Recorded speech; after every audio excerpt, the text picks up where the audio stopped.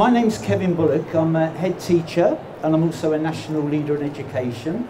I've been involved with a variety of educational initiatives, both local and national level.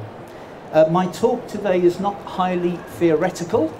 It's just about things that seem to work and have a high impact. And it's not we're not going to be wading through a lot of data. You may be pleased or not pleased to know. For example, data can be very misleading. And I don't know if there are any Catherines or Duncans here this morning, Catherines or Duncans. I'm not going to ask you to admit that, not that it's an embarrassing name or anything, but if there were Catherines or Duncans, I could tell you that you are 8 times more likely to get 5 good GCSE passes than certain other named individuals. I'm always embarrassed to ask this, are there any Dwaynes or Traces here today? Okay, I'm not going to take this any further, but you see, all I'm saying, I'm not belittling research. Research is vital to our profession. We need it in order to improve our practice, but actually, you know, we can go a little over the top with stuff that we read. So we won't be wading through lots of stuff like that. Interestingly, I mean, why is that? Catherines and Duncans, does something miraculous happened at the naming ceremony or christening that you know, wow, Catherine or Duncan, 8 times more likely to succeed in GCSEs. Just amazing. I mean, it'll be in the Raise Online, you know what I'm talking about, some of you folks and all that, you'll see the English as additional language, free school meals, and Catherines or Duncans, how they perform with the national. So don't tell Mr. Gove or anybody from Ofsted that there is a correlation, for heaven's sake, because we will be all day trying to justify why our Catherines and Duncans aren't making that grade, aren't going forward. Right, well, my talk is entitled High Impact Pupil Engagement Tips and Techniques, and it's just given us a chance to reflect and think and perhaps take away just 1 or 2 ideas to try back at base. What I'm going to also do is refer to our, which you would know as classrooms, as our learning rooms. I'm just trying to keep the focus on learning as opposed to describing a place where a bunch of kids meet, i.e. classroom. So I'll be talking about learning rooms very much through this. But first, can I pick on you, please? Could you just put your hand and pick a number, please? First number that comes to, please. We haven't met, have we? No, okay. Can you keep the number and I'll try. Sir, could you just pick a number there, just the first one that comes to?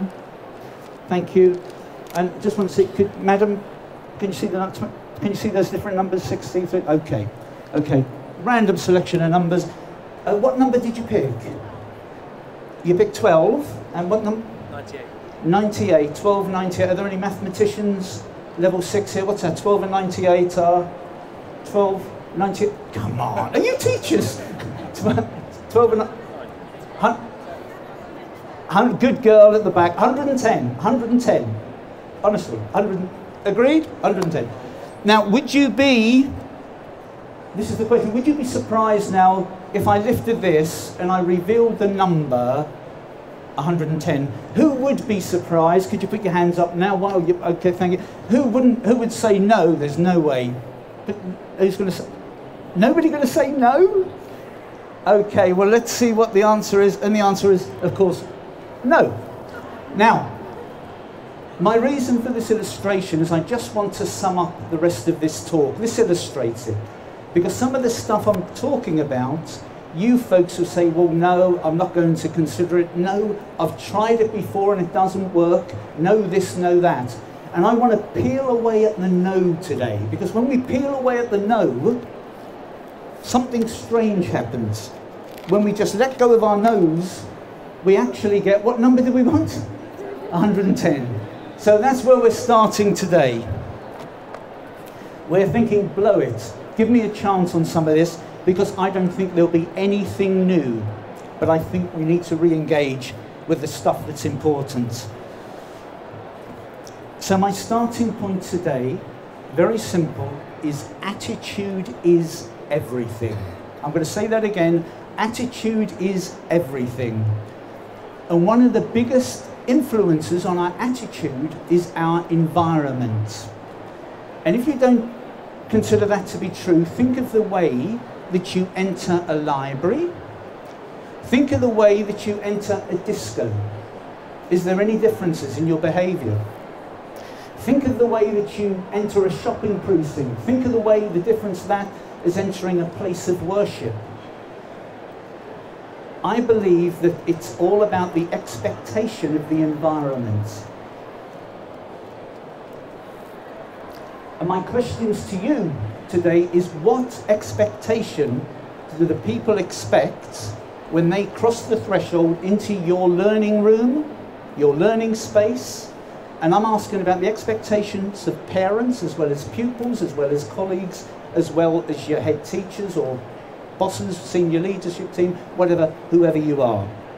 I believe one of the most effective ways to ensure that we have a positive environment in order to get our environment up to the highest of expectations is not from management, not from systems, but it's what I call collective neuro-linguistic programming, NLP. I'm not an expert on that, but I do know in my experience as a head teacher and looking at other schools that the words we say out loud are mostly the words we think with, and the words we think with have a direct impact in our mindset, in our outlook.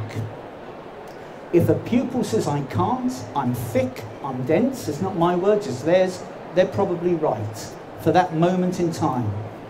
If they say, yeah, I can do it, I'm going to really succeed here, they probably will. It's about the mindset within them. And I just want to share with you some world-famous people that had some iffy starts. And there's method in my madness here, I'll tell you later on. I've read that Walt Disney was fired by a big newspaper because he lacked any original ideas. Fred Astaire was told by MGM that he couldn't act and wasn't much of a dancer either. Now, you guys are looking a bit confused. I know you're not old enough to know who Fred Astaire is, some of you. I remember him, and so do a few of you. Beethoven's violin teacher declared him a hopeless composer. Helen Keller, you've heard of Helen Keller, just to re-remind you, we need to re-remind our special needs children about this. 1880, born, 19 months old, she became deaf, blind and deaf. And what happened? She was barely able to communicate, but in the end she became an author, a lecturer, a political activist. I sometimes get my children to squeeze their eyes closed, lock up their ears and say, that's Helen Keller. How on earth did she succeed? I'm so grateful that there were not too many do-gooders and kind of a lot of liberal idealism around her. I'm so glad that she was surrounded by a teacher called Anne Sullivan, who knew attitude. Attitude was everything. There's been hundreds, scores of inventors, scientists, mathematicians, musicians, authors and business and men and women who were once told they'd never be a success. This is a key point. Failing is a fact of life. I think we need to make that clear to our children. You will fail, but feeling a failure is a choice. Failing is a fact of life. We all fail. But feeling a failure is a choice. And I also speak to you as teachers. I also speak when we hear the dreaded Ofsted word. But we've got to get that fact, because if we can embrace failure, we won't suffer from the most debilitating emotion going, and that's the fear of failure. That absolutely closes down our intellect like nothing else and just takes away our emotions, dries us up. And so I talk to you as adults and as children. So I purposely share heroic failures with my pupils, with my teachers, with folks I come into contact with, not in kind of a way like this necessarily, but just remind them what was said about other folks who have had success. The great innovator and inventor Thomas Edison had thousands of failures pursuing his goals, and he said, I have not failed, I have just found 10,000 ways that won't work. Like you guys in the classroom. You know, I get it all the time. Gosh, it didn't work again. but feeling a failure is a choice. So we must learn to fail intelligently. Failing, somebody says, is one of the greatest art forms in the world. Fearing failure is devastating. We need to get out of that mindset. Those who will be underperforming, and let's consider ways of changing their mindset. We are what we think, adults and children. We don't see life the way it is. That's another key point. We do not see life the way it is. We see life the way we are. And if you don't believe me, you know when you've got a massive mountain in front of you and you talk to a trusted colleague or friend, or you have a good night's sleep, or you have that little glass of wine, things do look different. And they look different, and you feel they're different. It isn't the thing out there, it's the thing within you that has to change. I've already said attitude is everything. The right mindset is crucial. The major influence on our mindset is the environment that you guys set in your learning rooms. And one of the ways I go to setting a learning room that has high expectations. It's not about class rules, but I call it a rationale for success.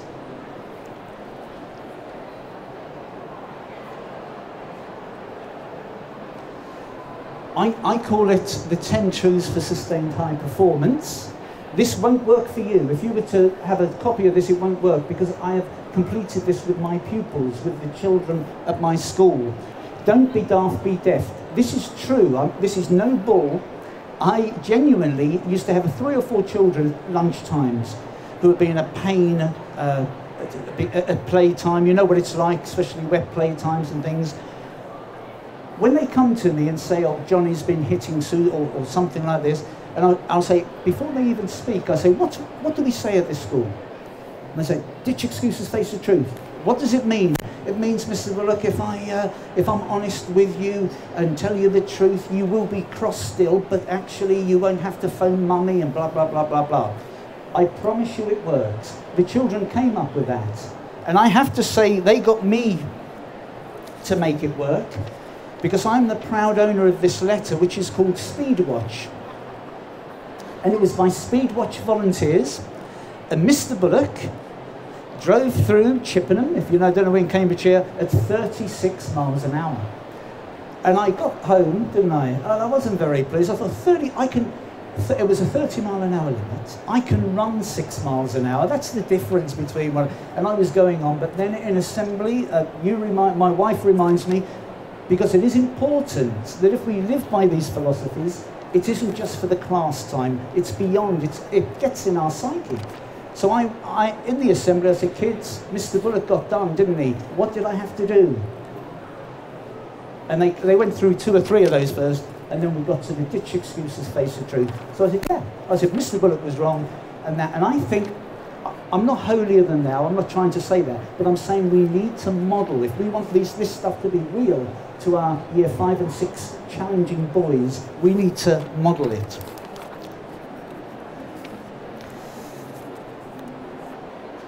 We also have number 3, it's not the winning, it's the taking part. I have a child with severe mobility problems. He's quite ill. And when we have competitive sports days, we really have them, because people that say it's not the winning, it's the taking part. For me, I think it's a load of tosh, because I always used to want to win. However, it really is the finishing. I think it's finishing is more important than taking part. And this little guy, he was last. He just almost fell across the line, but it was like a Hollywood movie thing. And he wasn't stroppy, but he was really running there for all his might, came last, the kids were all clapping him, and he was really pleased that he had finished. It does work. I used to get stroppy, usually, year 5, 6 boys in sports day, 6 or 7 years ago when they came last, or they just, go in the strop. I don't get any of that now. I don't get any now, because they know that it's the finishing that counts. Just number 6, improvement comes in centimetres, not kilometres. eat an elephant one bite at a time. Us teachers are terrible at that, aren't we? We just want to get from here to there, and we get from here to there, and we haven't perhaps given the little bit of scaffold that the children have needed. So again, I remind children when they think they're rubbish at maths, that's their words, not mine, that hey, you've just got to move a little bit at a time, you've just got to one step. Can you see where I'm going here? I think that language, we just underestimate the power. It doesn't have to be called the 10 truths. I'm not saying this won't work for you. Get your class together and say, come on guys, I need to get you moving. We need to move as a unit, and let's think about some sayings. Ask them what they already know. Some of the children will have it, some won't.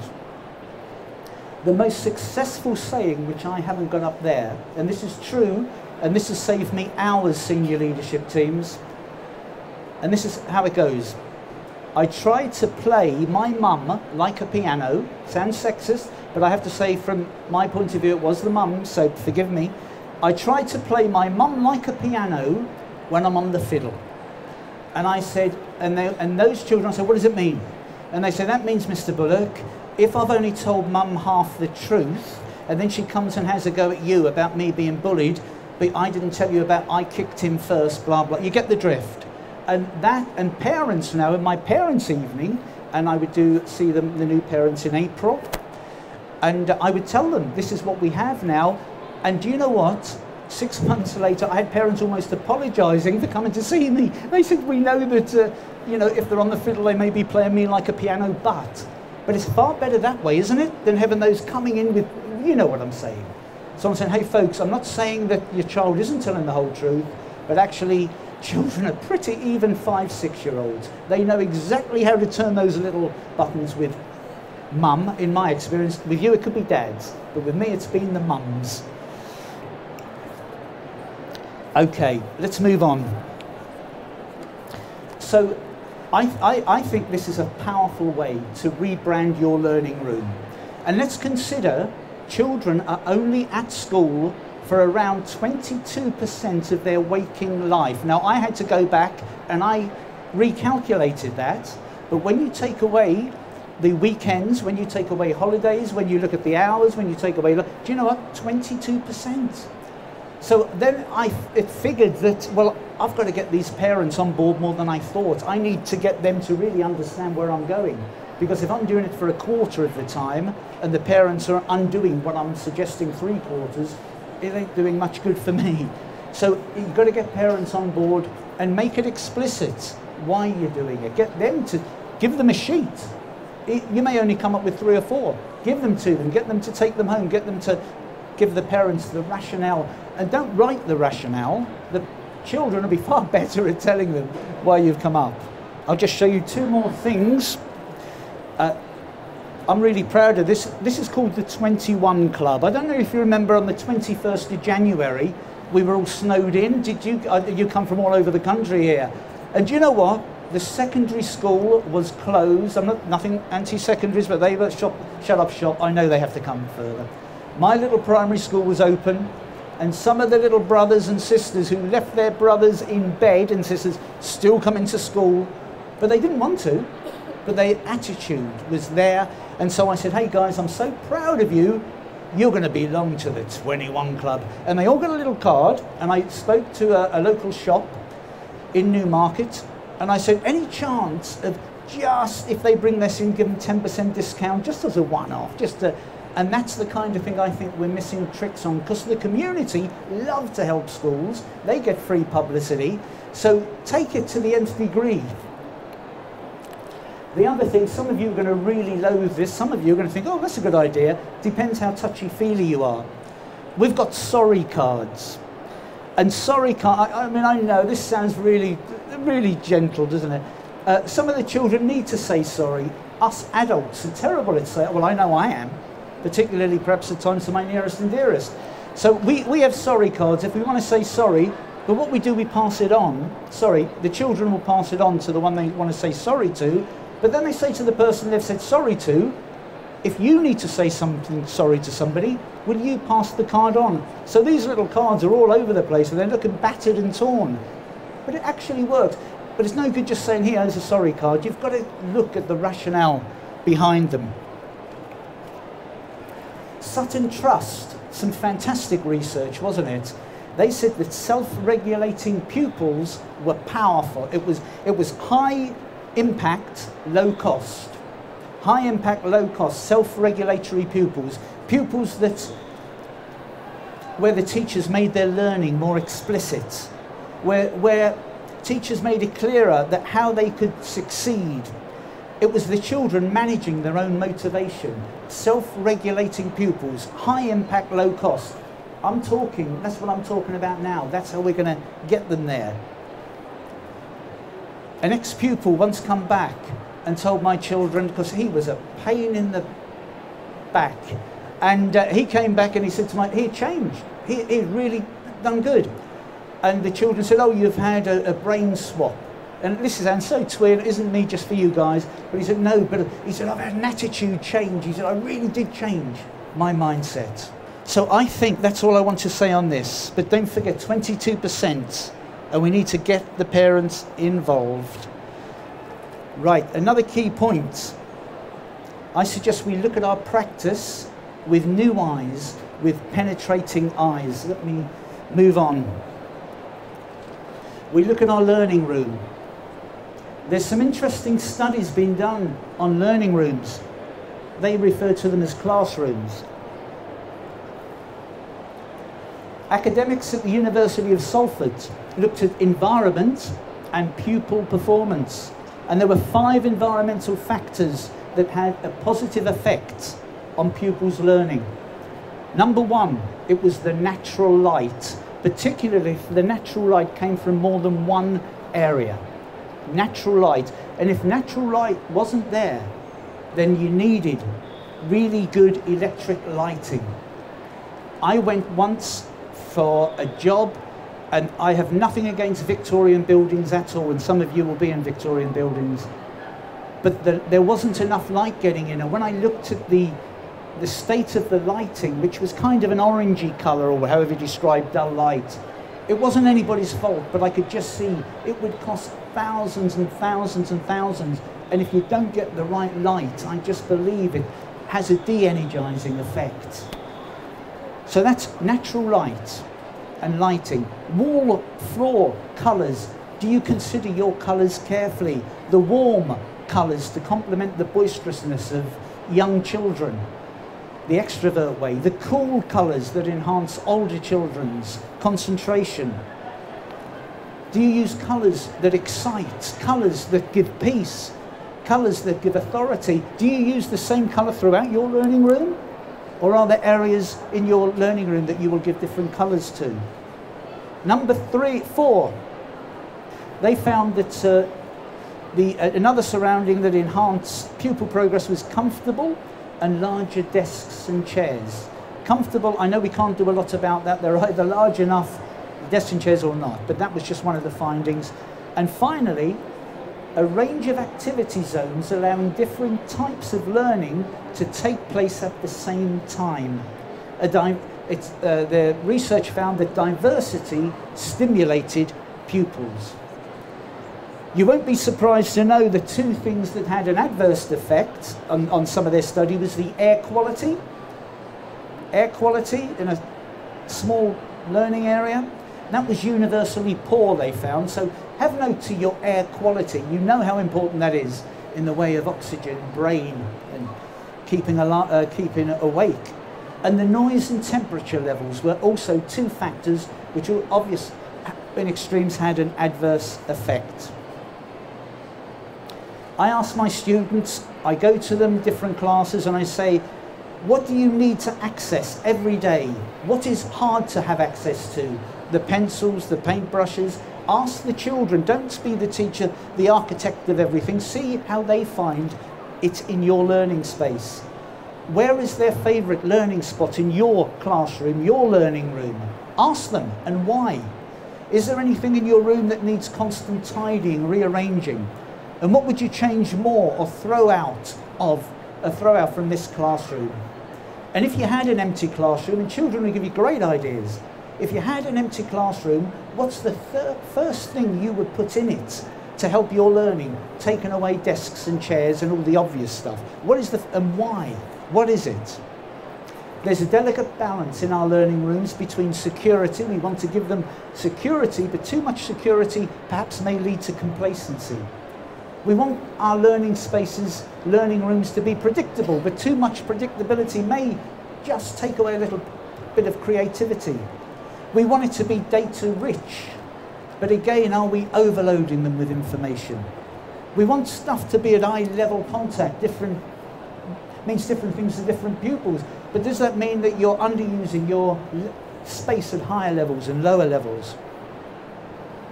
And do you review your features in your classroom? I'm not talking about displays, and I don't know what your features are. You will know that.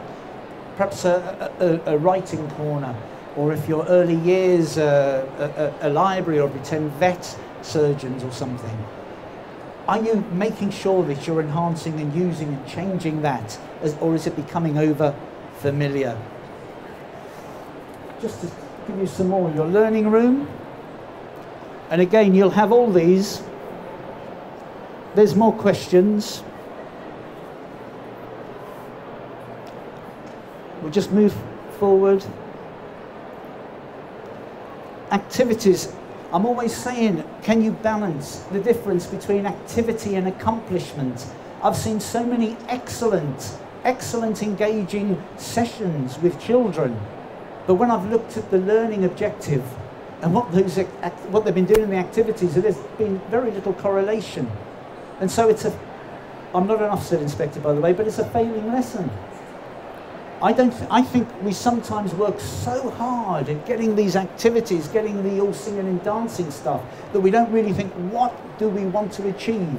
Would it be better to have 5 of the same activities for the different groups doing, as opposed to keep thinking of different activities? These are some of the questions that you can reflect on at a later date. And I believe you can make these high impact, low cost. Learning walks. I don't know if your governors are involved with those, but I've done it just to help them so they know what they're looking at. I'm not being patronising to governors, by the way, but some of them, they come in and they've been bowled over by how much they have to get involved with now. And so I just give them that to let them walk and to ask those questions. I want to just move forward to pupil engagement. This is something we use a lot at our school. I no longer ask, is that child a high performer or a low performer? I ask, are they a high engager or a low engager? Usually it correlates. The low engagers are the lower performers, the high engagers are the higher performers. And I say to my staff, telling me that they're low engaging isn't enough anymore. I want to know some of the reasons why. Because until I know what that child's perceptions are, I can't help it. Because what I then do is meet those children. I'll go around the classrooms and I'll say, Mr. So-and-so, how many low engagers have you got? Suddenly they all go like this. But I get their names, they come with me. I do not do any intervention strategies. I just do the coaching bit. Why are you messing about? Why do you always throw that pencil at him over there? And I let them listen to what they're telling me. And I keep probing them and probing them. And in the end, they can hear how silly they're being. And they know that I will catch them again the following week to see if there's been an improvement. It's a whole school thing. But it's looking at engagement. And it's making them aware of their attitude.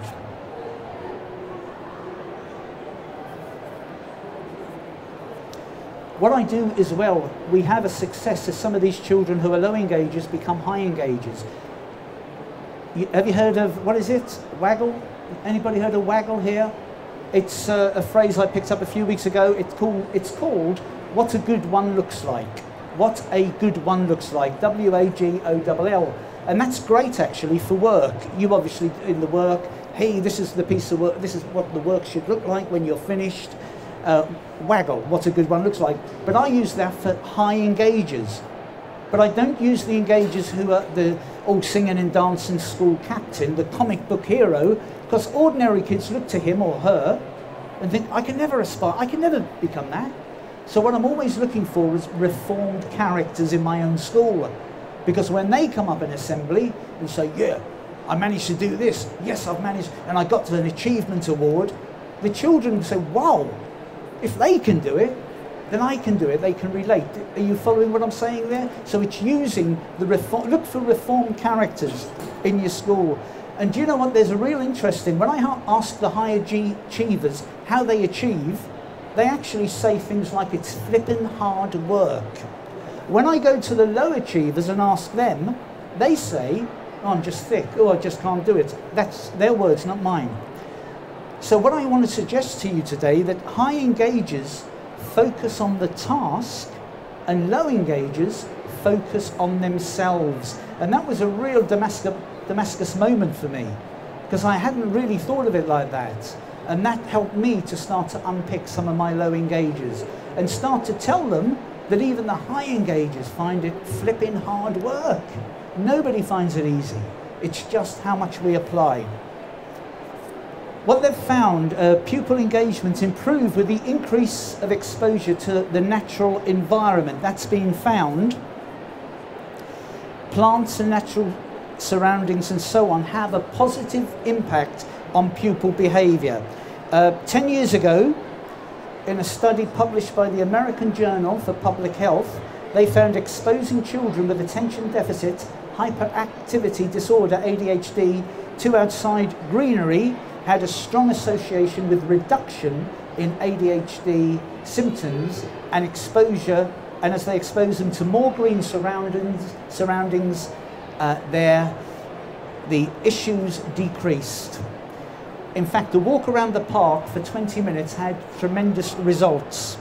The University of Essex research, they found that every green environment improved self-esteem and mood.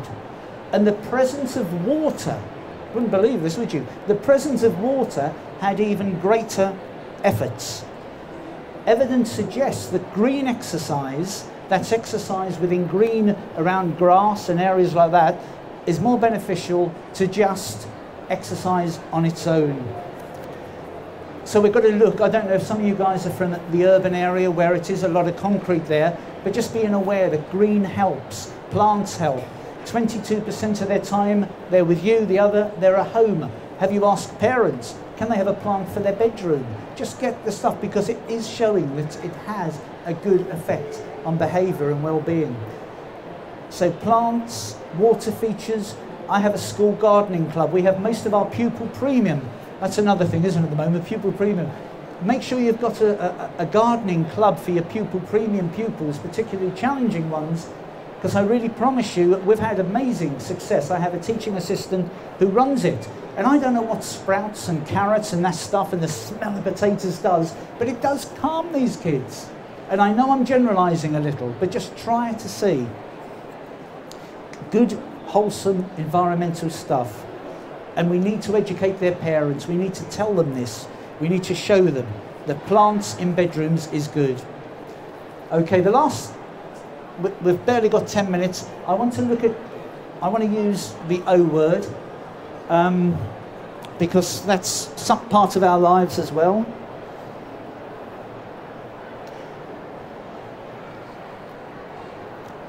Now, I'm not going to leave time on this. You can have this if you want the handout. But I put together from Ofsted and from Teachers Standard for my staff. I think there's 10 or 12 bullet points to make outstanding lessons. I'll leave it at there. Do you know what? I wouldn't have a hope in anything ever achieving outstanding, and I don't think any of my staff would every day, because if it did, it would kill them. They would be dead. So I think we need to go for good teaching. I think it's good to see what outstanding teaching to aspire to, and I think we need to know what the absolutely utopia of teaching is. But I think we just need to go for good and make sure we're regularly good. So many people I see, particularly the last 6 months, have started to view Ofsted as the enemy. And there may be inspectors in here, so don't come and see me afterwards. I'm just sharing that many heads and many deputy heads and teachers, I would suggest they are different, even if you kind of split yourself into and you're a head and you're an Ofsted, but I wouldn't see them as the enemy. That's about destruction. I would see them as an opponent. See Ofsted as our opponents. So when they come in with that narrow data stream, we've got to show that we can beat them by giving them the story of our success, giving them the evidence of what's happening.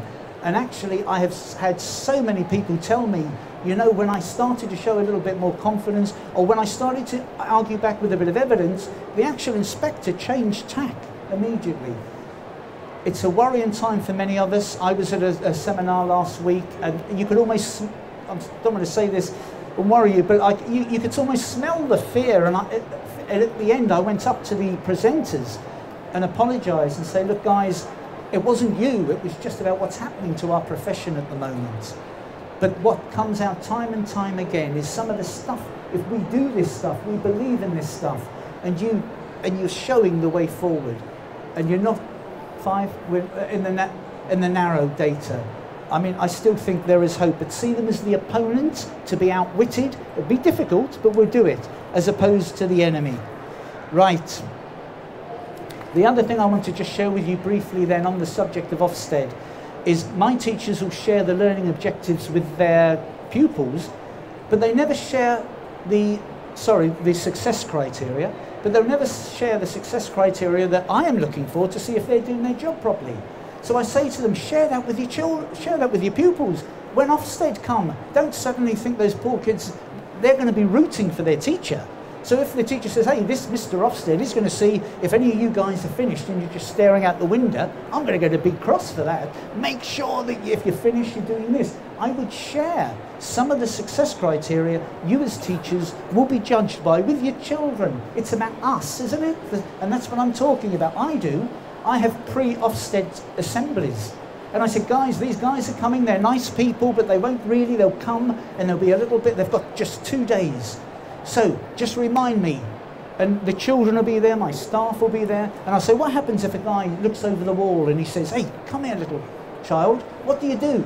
I mean, some of them say, oh, we'd go over to the wall, but some of them will say, oh no, we'd go and see Miss So-and-so, and then we're blah, blah, blah. And as I say that, the children all get it, the staff are reminded.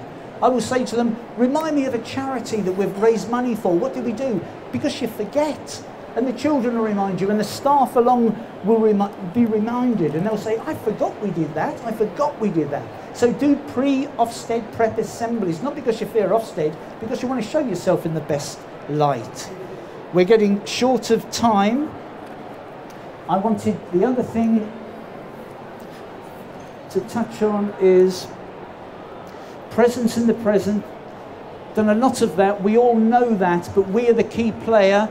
I suggest in the classrooms, how do we become authoritative yet approachable? How do we become firm yet warm?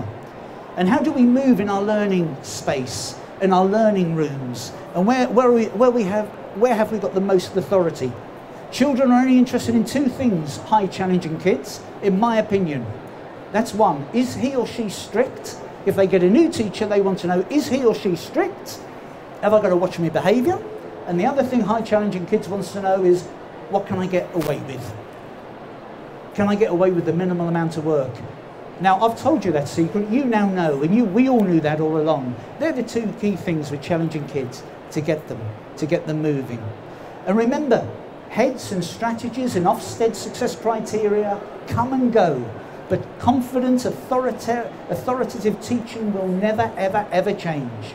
So we want to keep to that confident, authoritative teaching. Coach your children as opposed to intervention groups. We need those, but coaching is about giving them the fishing rod, you know that. Intervention groups is about giving them the fish. But if you coach them into how to be more self-regulatory, you're giving them the fishing rod to continue for the rest of their lives. Do you want pupils who learn better? Or do you want them to be better learners? I do play on words, but there is a difference. Do you want them to learn better under you, or do you want them to be better learners, more independent? Get the cultural shift. I'm going to skip that. Finally, confidence and humility, the best teachers I've ever seen. Confidence and humility, they wear the mantle, but they don't wear the crown. In your learning room, I would say wear the mantle but not the crown. Keep on noticing, like when we move into a brand new house, you know those shelves, you know those the front door, we make sure it's all okay. 6, 7 months later, 1 year, 2 years, it starts to get a bit tired again, doesn't it? So don't stop noticing your learning room. Make sure you're on the dance floor with the kids, but also make sure you go up to the balcony and you look down. Carry on noticing. I started off with attitude is everything with the children. I truly believe that attitude is everything with the best teachers. Thank you for listening and have a great day what's left of it. I'm Kevin Bullock. Thank you.